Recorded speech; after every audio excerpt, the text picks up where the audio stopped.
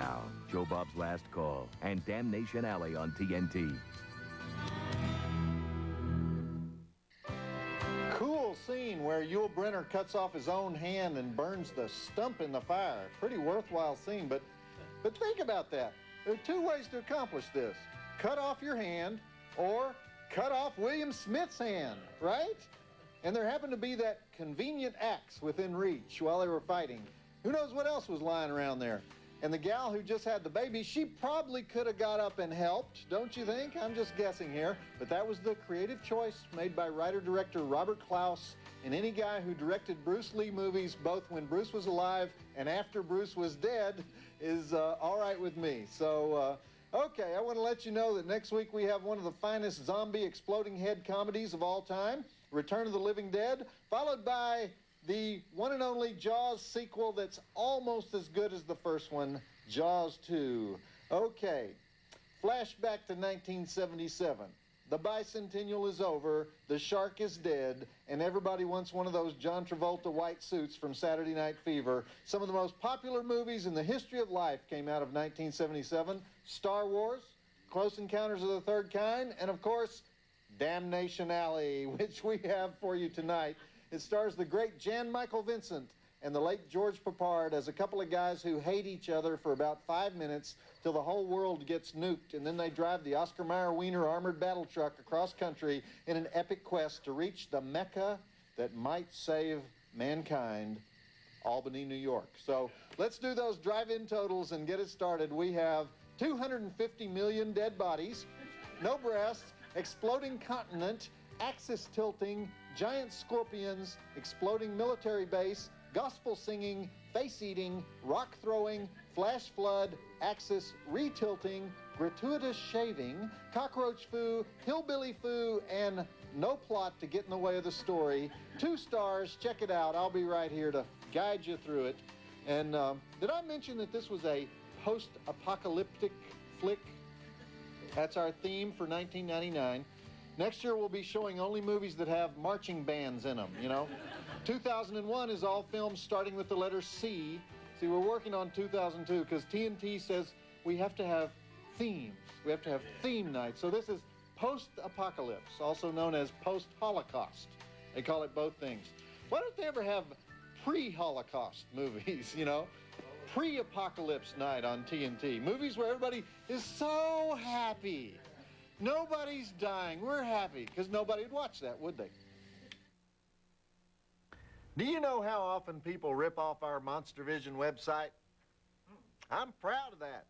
They want to share what they find there with the whole world, and that's what the web is all about. Of course, we get the TNT lawyers to hunt them down like dogs, but you don't know what you're missing if you haven't been to the site lately. Not just the Weird Beard mail, not just the Playmate stuff, not just the transcripts and the downloadable photos, but we're adding new stuff all the time.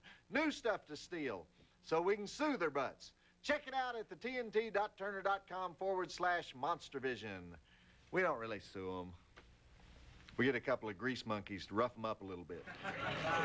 Visit the Monstervision website at tnt.turner.com/monstervision. Back to Joe Bob's Last Call and Damnation Alley on TNT. Okay, time out. Did the opening of this movie look familiar to you guys? That whole scene where Jan Michael Vincent and George Peppard get ID'd into the nuclear missile room and they get the codes and turn the keys and everything. You guys see War Games when we showed that? Looks like John Badham got his clever little opening from Damnation Alley, doesn't it? You know? Except in War Games, Michael Madsen doesn't turn the key, and then we find out it was all a test, and then Matthew Broderick plays video games for 2 hours. We got the real deal here. Okay, how many of these day-after kind of movies have there been? You know, they seem to come in waves. There's an interesting flick called 5 from 1951. That's the earliest one that I know about the 5 survivors of the nuclear holocaust. Of course, it's not as good as the one Roger Corman made in '58, Teenage Caveman, starring the man from U.N.C.L.E. himself, Robert Vaughn. And then there's the classic Twilight Zone episode from the early 60s where Burgess Meredith survives the bomb and then his glasses break. And right after that, the 1964 Vincent Price Made in Italy flick, The Last Man on Earth. But it really picks up in the 70s. And probably the first one was the Omega Man, 71. Mid-70s, there was a post-Holocaust boom, no pun intended, like The Ultimate Warrior, the Don Johnson flick, A Boy and His Dog, Damnation Alley. I'm not even counting the vaguely post-apocalyptic flicks like Logan's Run and Planet of the Apes, and another great Corman flick, Death Race 2000. Those are like post-apocalypse flicks. You know, those are different. And by the way, I should let you know that I'm lining up a Planet of the Apes marathon for later this year, mentioning Planet of the Apes. Anyhow, just as we thought these movies were tapering off, George Miller makes Mad Max and The Road Warrior, and then these flicks are just all over the place again in the 80s. And then here, there were TV movies. The Day After was a TV movie. The Italians made about 800 Road Warrior ripoffs, as we learned last week. But then when the Cold War ended and the wall came down and we weren't having nightmares about the commies anymore, filmmakers started leaning toward the more domestic action flicks, you know, except for Kevin Costner. He didn't get the message, you know. He continued to make post-apocalypse flicks like Waterworld and The Postman, even though no one gives a rat's hiney anymore. And both of those were bigger bombs than the one we dropped on Hiroshima, right? So, all right, let's go see what Jan Michael Vincent has got in store for us now. Roll the film. And by the way, were you guys as upset as I was when they bombed Trenton, New Jersey? I'm supposed to get all emotional about that. You know, that was like a whole list of cities that we might be able to do without, like Boston, right? Please, the town doesn't even have a football team, right? Seattle, got rid of Starbucks. What's the big deal? Washington, D.C., I don't think I need to explain myself on that one, right? How many months was that hearing? Shoo. What if the bomb dropped when that hearing was going on? You know, this man lied about how many times he had sex. Incoming missiles, sir. He had sex in the green room. He had sex in the blue room. He had sex in the Oval Office. Thermonuclear alert, sir. He had so much sex that we had to impeach him, you know. You know, I always just enjoy so much reading the viewer mail, especially the hate mail. Makes me feel humble as a person. Of course, I'm not as likely to read that on the air. So if you want me to read your mail on the air, try sucking up to me. That works better. And send copies to the bigwigs over at the network. Send your letters care of Monstervision at 1010 Techwood Drive, Atlanta, Georgia, 30318. Emails go to monstervision@turner.com. or visit the Monstervision website. You can do it from there, but don't send the high sheriffs the negative comments, because they're just not used to it like I am. They tend to overreact a little bit. Visit the Monstervision website at tnt.turner.com/Monstervision. Back to Joe Bob's Last Call and Damnation Alley on TNT. Did you notice the sophisticated navigation equipment on Landmaster 1 and Landmaster 2? It's a Texas Instruments calculator. Anyhow, that's Paul Winfield playing Keegan.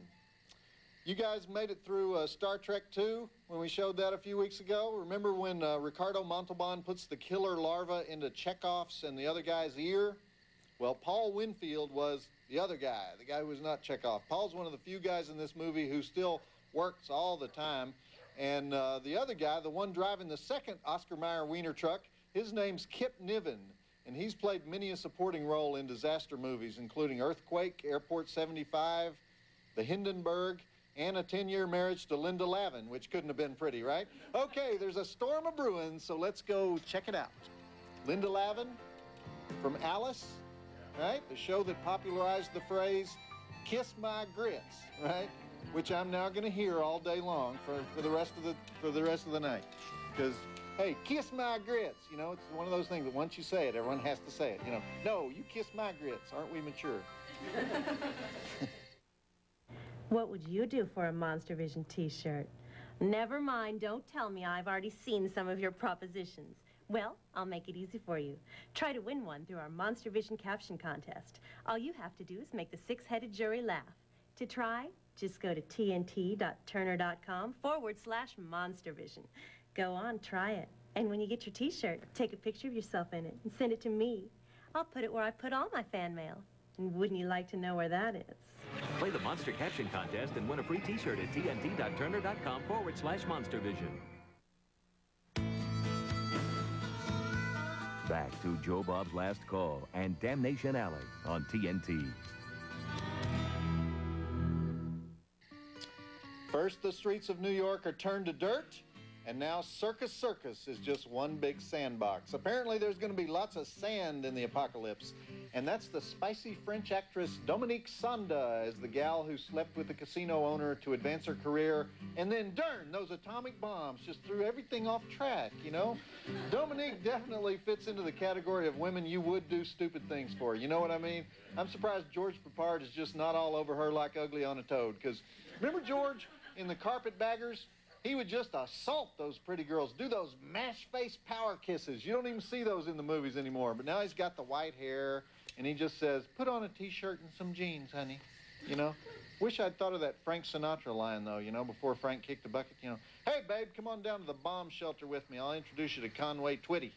Doesn't work with Conway. It worked with Frank, you know. Doesn't really cut it. All right, back to the flick. Hey, babe, come on down to the bomb shelter with me. I'll introduce you to Lyle Lovett. Yeah, it's going to work. Who have I had on the show I could say that? Hey, babe, come on down. I'll introduce you to Ice-T. Maybe.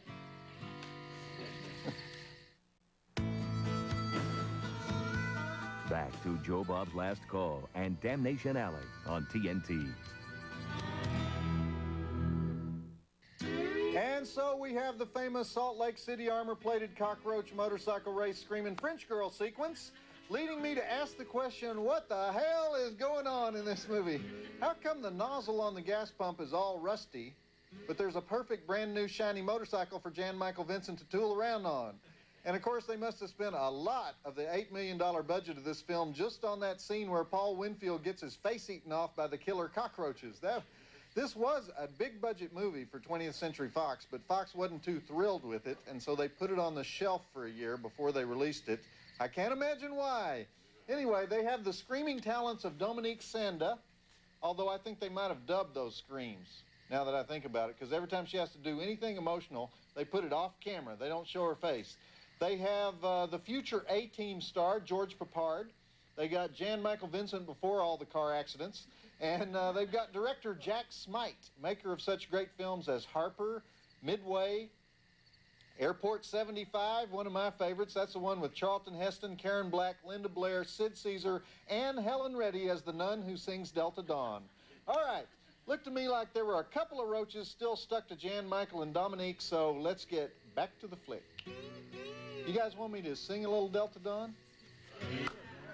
Yeah, well, you can kiss my grits. Hi, I'm Rusty, the Monstervision mail girl. It's not an easy job, especially when Joe Bob says something really annoying, and I have to deliver 20 times as many letters from Monstervision viewers. But don't worry, I work out 5 times a week to make sure I can handle anything you want to send my way.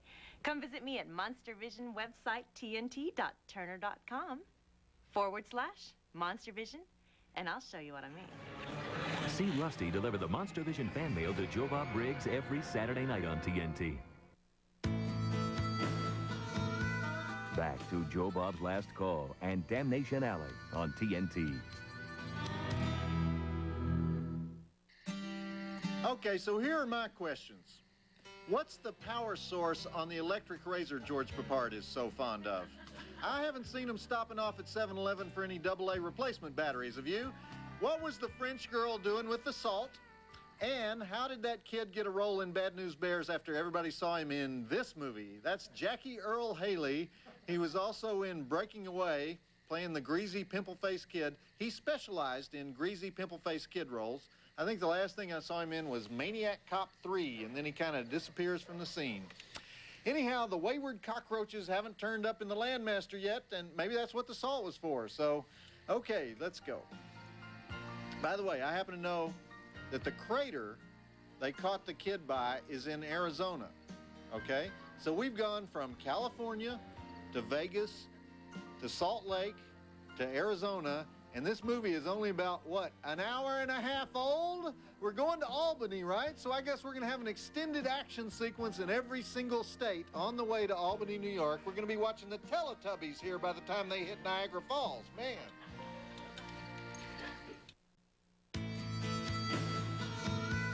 Back to Joe Bob's Last Call and Damnation Alley on TNT. The bloody pus-face hillbilly rape sequence. Most exciting thing in the movie so far, in my opinion. Beely, come back, Beely. How about that driving montage? What is that, the 5th driving montage used by director Jack Smite to disguise the fact this movie has absolutely no plot? Anyhow, I guess when Jan Michael Vincent says something to George Papard about a PALC 99, that was some kind of military code for the hillbillies are raping the French girl in the diner. And speaking of the military, this is interesting. Let's take a look at George Papard's career before we call it a night. The guy really worked his way up through the ranks because he started out in 1957 as a cadet in the Strange One. He was promoted to corporal in '63 in the Victors. He made lieutenant in '65 for Operation Crossbow. You know, I'm a military man myself, so I understand this. I was in the Texas A&M Aggie Corps for a full week. They kicked me out for taking rifle training too seriously. Anyhow, in 1967, George became a captain in the flick Tobruk. He remained captain for 3 more movies until he made Major in Damnation Alley. And in 1983, he became the beloved Colonel John Hannibal Smith in the immortal TV show, The A-Team, co-starring, of course, Mr. T. I Pitied a Fool. One of his last flicks was a TV movie called Night of the Fox. Still a colonel, though. And in 1994, he died at the age of 64 to a 21-gun salute, no doubt. One of the few guys who was married more times than me. 5 times old George tied the knot. How much alimony you think that guy was paying? A lot. No wonder he died relatively young. So, guess what? It's time for the Rock'em Sock'em conclusion to Damnation Alley. So, roll it. This movie really keeps the momentum going, doesn't it? You know, because, hey, we just blew up the diner. Let's pause now for the French gal to take a shower and brush her hair, and for George Papard to get a little reading in, and for Jan Michael Vincent and Jackie Haley to take a nap. They have actual nap-taking portrayed in the movie. You know, if that gal was in my shower, I think I'd be doing something besides taking a nap, if you know what I mean. And I think you do, even if she does have hillbilly drool all over her, you know? And I guess those weren't really hillbillies, were they? Because they're not in the hills, so it was desert billies or something. Cactus billies, sagebrush billies.